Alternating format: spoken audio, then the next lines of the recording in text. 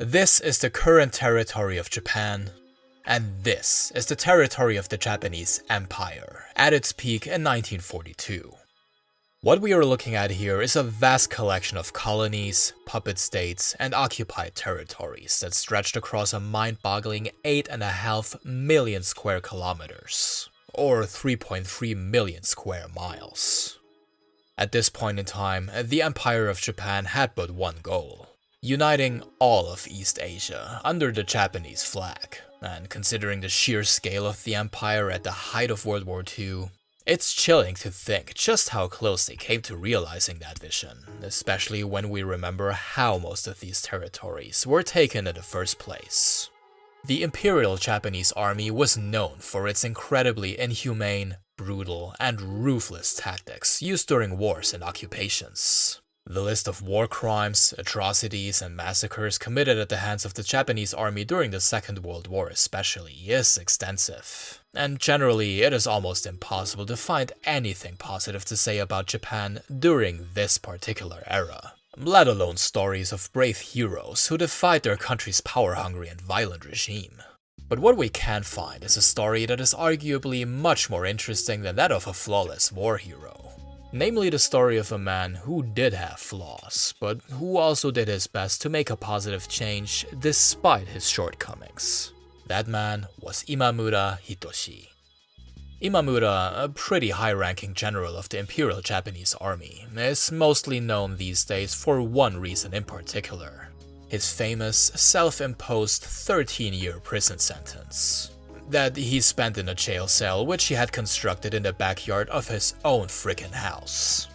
It's the kind of weird historic fact that immediately just makes you go, huh, as soon as you hear it, before moving on with your life. But in reality, there's much more to the story of Imamura Hitoshi than just this intriguing historical tidbit. Because if we take a closer look at the life and the career of Imamura Hitoshi, what we find is far more than just a quirky tale about a man who gave himself a prison sentence. Imamura actually stands out as a somewhat remarkable historical figure, a rare example of someone within the Imperial Japanese Army who chose not to blindly follow his superior's ruthless commands, but instead held onto his own ideals. Before locking himself in a jail cell in his own backyard, of course. So that is why in this video I would like to answer a couple of different questions. Who was this Imamura Hitoshi? What made this guy so unique? And of course, what is the full story behind his famous backyard jail sentence? Join me as we seek to find an answer to all of these questions. If you learned something new by the end of this video, or if you simply want to help a guy out, then don't forget to leave a like and hit that subscribe button if you want more content like this showing up in your feed in the future. But now, it is time for the main event. This is the story of Imamura Hitoshi, the general who imprisoned himself in his own backyard.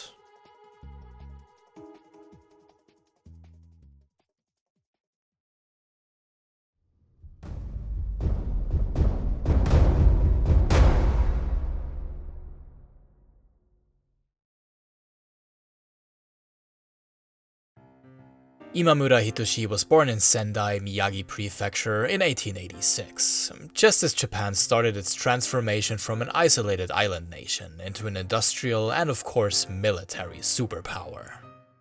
He was the second son of a judge, Torao, and his wife, Kiyumi, and a military career was certainly in Hitoshi's blood. Both of his grandfathers served as officers during the Boshin War of the 1860s, the pivotal Japanese civil war that spelled the end of the shogunate and restored imperial rule in Japan. And actually, 3 of Imamura Hitoshi's younger brothers, Yasu, Hisashi, and Hosaku, decided early on that following in their grandfather's footsteps would be a good career choice. All of them joined the Imperial Japanese Army, and all of them eventually reached the rank of colonel as well. Funnily enough, Hitoshi himself, who would later turn out to be the most revered and high-ranking military figure in the Imamura family, was also the only one who did not originally intend to have a career in the military. His plan was to follow in his father's rather than his grandfather's footsteps by pursuing a career in law instead. But just as he was gearing up to apply for university, The sudden death of his father not only left emotional scars on the entire Imamura family, it also left them in a rather precarious situation financially. And unfortunately, that also spelled the end of Imamura Hitoshi's dream of becoming a judge. His mother arranged for him to be admitted to the Rikugun Shikan Gakko, the Imperial Japanese Army Academy, where no tuition fees were required. It wasn't the career path that Imamura had always dreamt of, but he gave it his best shot. When he wasn't snoozing away in class, that is. Because according to Imamura's own biography, the guy would constantly fall asleep in class. And it wasn't due to a lack of focus or discipline either. You see, Imamura wet the bed until the age of 9, and even as an adult had trouble sleeping at night due to constantly having to go to the toilet. Dude was pretty much always sleep deprived. Not exactly ideal when you're trying to get through frickin' military training. But thankfully, Imamura-san had some pretty unique methods to keep himself from falling asleep. During lectures, he would lightly stab himself with a small knife to inflict just enough pain to stay awake. Other times, he would chew on chili peppers given to him by local farmers to achieve the same result. Quite obviously, the instructors at the academy did not turn a blind eye to Imamura's constant dozing off. They would frequently scold him for it, until they finally started to realize that Imamura didn't exactly do it on purpose. And from that point on, they actually started to kind of respect him for it as well. After all, regardless of his constant dozing off, Imamura's grades were always good. And eventually, the instructors basically just said, whatever, that's just how this guy is. Imamura graduated from the Army Academy in 1907 and entered the Imperial Japanese Army's infantry as a second lieutenant. And from that point on, it was basically one promotion after another for him.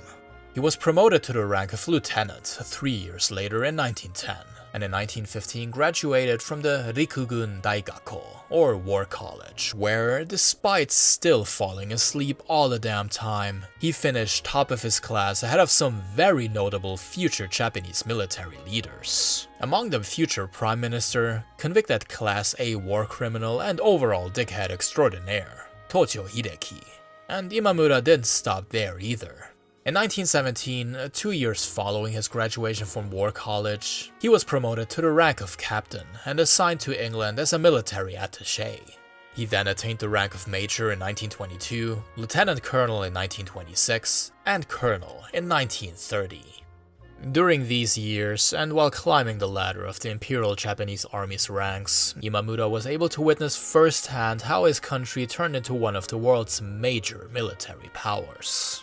Japan was pretty, let's say, busy during the first 30+ years of the 20th century, entering into a war against Russia and emerging victorious before competing in World War I as an ally of the US and Britain. At around the same time, the colonization of Taiwan in 1895 and the annexation of Korea in 1910 marked the initial stages of a far larger expansion plan.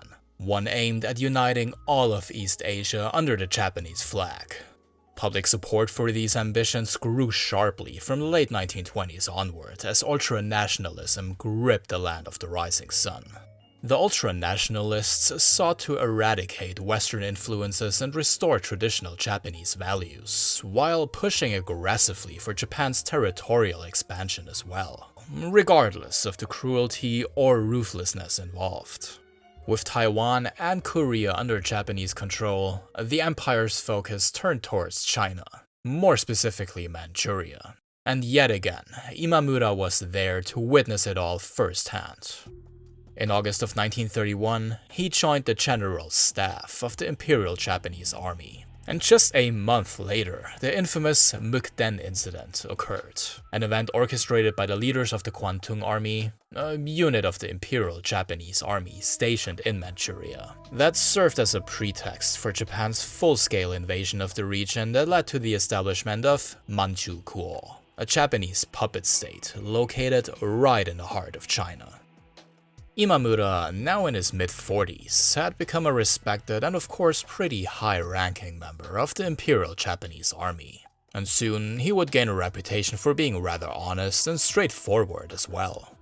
he openly criticized the Kwantung Army's actions in Manchuria, arguing that their conspiracy defied Central Command and damaged Japan's international reputation. He personally traveled to Manchuria that same year, aiming to restore order after the events of the Mukden incident. But his efforts were thwarted, as pretty much the entire local Japanese military hierarchy supported the Kwantung Army's actions at that point. Imamura was pretty much the only one there to openly condemn the events in Manchuria. But somewhat ironically, he was also appointed as a military attaché to the Japanese embassy in the new puppet state of Manchukuo. And let's just say he did not enjoy his time there at all. He once again tried to make a difference by attempting to halt the Japanese Imperial Army's imminent military campaign in Inner Mongolia. However, rather than receiving their support, he faced open ridicule from his peers for his stance. Back in Japan, despite the rise of ultranationalism, there was actually still a fair amount of public opposition to the Kwantung Army's actions in Manchuria to be found. In that sense, it would be inaccurate to single out Imamura as some sort of lone hero opposing the invasion of Manchuria. Not to mention that his objections seemed more directed at the Kwantung Army's defiance of Central Command and the damage to Japan's international reputation rather than the actual atrocities associated with the invasion itself. However, given his occupation and high rank, Imamura's willingness to openly voice dissent in an environment where most of his peers shared contrary views does speak volumes about his character. But what truly set Imamura Hitoshi apart, and ultimately led to his reputation as a somewhat cult-like figure within the ranks of the Imperial Japanese Army, were his actions nearly a decade later, during Japan's grueling and ruthless World War II campaign. At that point, Imamura had gained substantial frontline experience, serving as the commander of the Imperial Japanese Army's 5th Division as a lieutenant general until 1940, during the Second Sino-Japanese War. The following year, he took command of the 23rd Army and later the 16th Army, which, following the attack on Pearl Harbor in December of 1941, was assigned the immense task of aiding the capture of the Dutch East Indies, an area that corresponds mainly to modern-day Indonesia. It was a daunting mission that led Imamura and his forces into the Battle of Sunda Strait of 1942, where they went up against American, Australian, and Dutch forces all at once.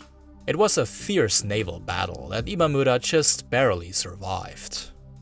His ship, the Shinshu Maru, was hit by a torpedo and sunk during battle. Imamura survived the hit and managed to stay afloat in a life jacket surrounded by oil, fires, and of course an ongoing naval battle for around 3 hours, before he was finally rescued and brought to the shores of the Dutch East Indies, along with what remained of his troops. It was an event that brought Imamura closer to death than he had ever been before. But it was shortly after this near-fatal encounter that he really began to set himself apart from nearly every other high-ranking officer in Imperial Japanese Army history.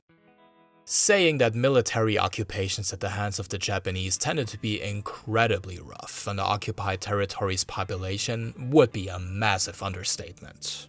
To be conquered by the Imperial Japanese Army usually meant being slaughtered and/or sexually abused in the most brutal ways possible. Or being forced into hard labor and used as nothing more than a small cog in Japan's massive war machine, if you were lucky enough to survive. Japan's occupation of the Dutch East Indies was unfortunately not that much different. There were some serious issues during this particular occupation, some of which would have a lasting effect on the local population for years to come. But amid the harsh realities of this occupation, Imamura Hitoshi distinguished himself through his unique approach to how an occupation could be conducted. Based in Jawa, he had a much more humane and lenient approach to his part of the occupation, so much so that he gained considerable amounts of support from the local population. During his brief tenure, he distinguished himself from other Japanese occupiers by actively working to maintain order and restraining his troops from engaging in looting and causing harm to the population as best as he could. Imamura also employed local people in administrative roles, involved the existing government in the decision-making process, developed public infrastructure, and treated allied prisoners of war with far more respect than what was typical under Japanese command. While I highly doubt that life as a POW under Imamura was a pleasant experience by any means, and there were some grave mistakes made on his part that we will get to in a bit, his distinctive approach likely spared many locals and prisoners from severe suffering or even death. Imamura also refused to take cotton from the people of Jawa when his own country suffered a shortage, understanding that cotton was of great importance to the people of Jawa who used the material to wrap the bodies of the deceased according to religious customs. In Imamura's mind, sending cotton to Japan was simply not worth the risk of sparking religious unrest in Jawa. But perhaps most surprisingly, he even allowed locals to sing the Indonesia Raya, the anthem of the Indonesian independence movement, and reportedly even arranged for a recording of the anthem to be produced in Tokyo for distribution across the island. With all that, Imamura did something that he condemned just a decade earlier. He actively and knowingly went against Central Command, an act of defiance that did, however, come from a place of compassion. His actions in the Dutch East Indies reflecting a genuine effort to alleviate some of the suffering endured by the people there. Naturally, Imamura's lenient occupation approach did not sit well with authorities back home in Japan. Eventually, the Ministry of War came knocking, cautioning him about his unorthodox methods and urging him to apply the much harsher occupation tactics prescribed in Japanese military manuals. Imamura, however, stood his ground, even threatening to request his own dismissal from the army if he were forced to comply. He was ultimately not dismissed, but he did have to leave Jawa in late 1942 when he was transferred to command the newly established 8th Area Army, including the 17th and 18th Armies stationed in the Solomon Islands and in New Guinea respectively, with his headquarters located in the town of Rabaul. Shortly thereafter, the tides of war began to turn. Japan started losing ground, and occupied territories like Rabaul suffered heavy attacks. However, under Imamura's leadership, it managed to hold out until Japan's surrender in September of 1945, when Imamura himself officially relinquished control of New Guinea and the southern Pacific Islands to the Allies, before he was detained. The war had ended, but there was still a lot of work left to be done, because it was finally time to address the numerous Japanese war criminals who had caused devastation and suffering across Asia over the past decade. During the Tokyo trial, basically the Far Eastern version of the Nuremberg trials, war crimes were categorized into 3 different groups: Class A, B, and C. Class B and C addressed conventional war crimes and crimes against humanity, encompassing violations of the laws of war, such as the attack on Pearl Harbor, as well as acts like systematic violence, deportation, and enslavement. Charges of this nature could be brought against Imperial Japanese Army soldiers of any rank. In contrast, Class A crimes were reserved exclusively for the highest-ranking members of the Japanese military leadership, who were charged with crimes against peace, effectively meaning the waging of aggressive war against other nations. One example of a Class A war criminal convicted during the Tokyo trial would be the aforementioned Tojo Hideki, the former prime minister and classmate of Imamura Hitoshi. Imamura too was to be convicted after Japan surrendered to the Allies, but not as a Class A war criminal. He was accused of committing both Class B and C war crimes, and it wasn't exactly because of what he himself did or ordered his men to do. Rather, it was because of what he failed to prevent his occupation troops from doing. Tried by an Australian military court in May of 1947, Imamura faced charges due to a couple of serious offenses committed by men under his command despite his orders for them to treat POWs and locals with respect. One of the most severe of these incidents involved POWs in Jawa being thrown into the sea while locked in bamboo cages. Although such acts were in direct opposition to Imamura's own occupation policies, he was ultimately held accountable for failing to supervise his troops effectively, and so Imamura was sentenced to 10 years in prison by the Australian tribunal, a term which he was to serve in Tokyo's Sugamo prison, the place where Japan's most despicable war criminals were gathered in one place after the war. Believing that he fully deserved his punishment, Imamura not only chose to not appeal his sentence, he even requested that it be expedited for swift justice. And on top of that, he made a somewhat unusual request. Rather than serving his time at Sugamo prison, alongside all the other high-ranking officers and commanders, he wished to be incarcerated on Manus Island in Papua New Guinea, where his own men were held. And there was a good reason for his request as well. It marked the beginning of a deep, lifelong regret and shame that Imamura felt over his negligence as a leader during the occupation of Java. For him, being detained alongside the men that he had failed to supervise was just one way to atone for the grave mistakes that he had made. It is often reported that none other than General Douglas MacArthur, leader of the American occupation of Japan following World War II, amazed upon hearing about Imamura's requests, remarked that it was the first time in his life that he experienced a real-life example of what the famous Bushido samurai code of honor was all about. I don't know how reliable this claim is, but it does sound like something that General Douglas MacArthur would say. Allegedly, it was also MacArthur who personally arranged for Imamura's transfer to Manus Island, where he would serve 3 years of his 10-year prison sentence together with his former troops, from 1950 to 1953, before returning to Sugamo prison for the final few months of his sentence. Imamura was released from prison in January of 1954, his sentence now deemed to be complete. But like so many other times in the past, Imamura disagreed. Overwhelmed by guilt, he returned to Tokyo and did something unprecedented. Feeling that his sentencing was much too light, he had a replica of his Manus Island jail cell built in his own backyard, where he would live out the rest of his life in self-imposed confinement to pay for his past failings. I mean, pay for them both figuratively and literally. Because even during his self-imposed life sentence, Imamura Hitoshi remained quite productive. Much of the information about his life presented in this video was written down by the man himself during his self-imposed jail sentence, which he used as an opportunity to write multiple books about his career and experiences. The royalties he eventually earned off the sale of these books were then used for a good cause as well, as he chose to donate all of the proceeds to the families of the Allied POWs that were killed by his men.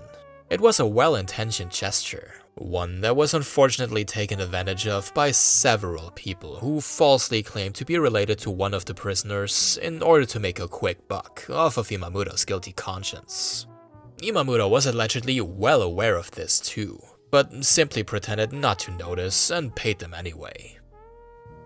Imamura Hitoshi would remain in self-imprisonment until his death on October 4th, 1968. He was buried at the Rinochi Temple in his hometown of Sendai.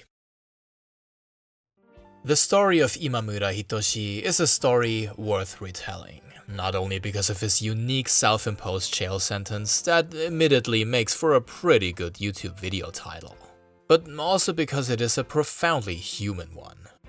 Imamura was not a hero by any means. He was a man with his fair share of flaws, playing a significant role in Japan's territorial expansion leading up to and during World War II.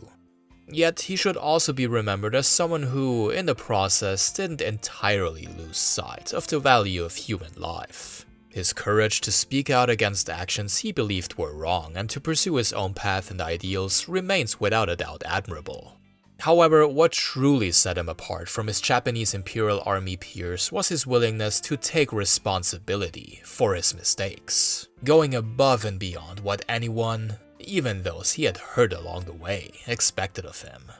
In contrast to the many war criminals, not only in Japan but elsewhere too, who escaped with little to no consequences or even thrived after the war, Imamura's story provides a somewhat refreshing reminder that even within the highest ranks of a formidable and incredibly ruthless military like that of the Empire of Japan, there were some exceptions. Honest men who, though imperfect, sought to make a difference and were ready to own up to their failures. But what do you think about the story of Imamura Hitoshi? Feel free to use the comments section to share your thoughts and opinions. Are you one of my loyal Patreon supporters? then a huge thank you goes out to all of you, including Bobby Wu, Javier Soravia, Capybara Chuck, Turom, Daniel Dees, RK0, Nikola Novakovic, White Gilden, Justin Down, Yoko the Space Whale, Steve Matsui, Cats and Soup, Chart B-Man, Ben Harradine, and Metal Mama. And to all of you who decided to watch this video, thank you so much for watching. Sayonara.